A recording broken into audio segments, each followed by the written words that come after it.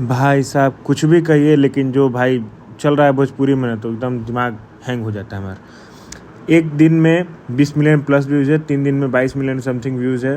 Trending section में number 2 पे और trending for music में गाना नंबर 1 पे चल रहा है। और जैसे कि आप सब देख ही रहे हैं कि मतलब कि भोजपुरी या विवाद के बिना कैसे रह सकेला। तो काल तो जो मैटर गरमाइल बा, वहाँ के कहनी कि हम अपन लइकन के छोड़ देबा। उनकर मान ली कि लइकन आदमी यही समझत हन कि यूट्यूबर, तो यूट्यूबर जौन जना बन जाए कि सब जना लगलन जे प्रवचन दे देवे कि नहीं ऐसा नहीं करना चाहिए, वैसा नहीं करना चाहिए, ये हो जाएगा वो हो जाएगा।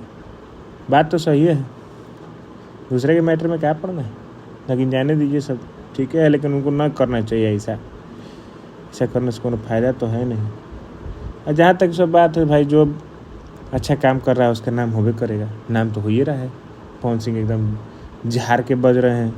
आज बोलबम गाना आया था, वो भी गाना सुपर डुपर एकदम 1.5 मिलियन प्लस व्यूज़ हो गया। इनका भी जो गाना आया था वो भी 1.5 मिलियन के आसपास व्यूज़ है। तो ऐसा तो कुछ है ही नहीं, लेकिन अब झूठेगा कुछ कहो तो नहीं वहाँ के, तो क्या कीजिए। चलो वीडियो सब्सक्राइब करो, चैनल सब्सक्राइब कीजिए, वीडियो शेयर कीजिए। Love you all.